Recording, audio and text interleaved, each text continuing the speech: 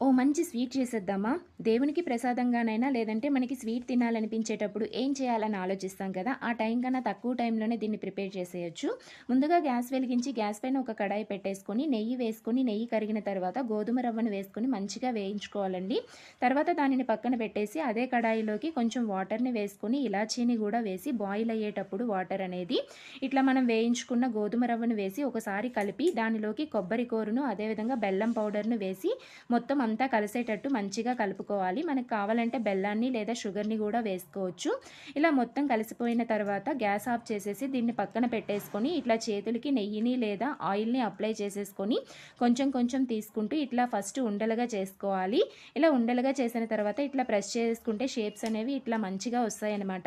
ఇప్పుడు గ్యాస్ మీద ఆయిల్ పెట్టేసి, ఆయిల్ వేడైన తర్వాత ఇట్లా మనం చేసుకున్న అన్నింటిని ఇట్లా వేసి మంచి కలర్ వచ్చేంత వరకు వేయించుకుంటే స్వీట్ రెడీ. ఈజీ కదా!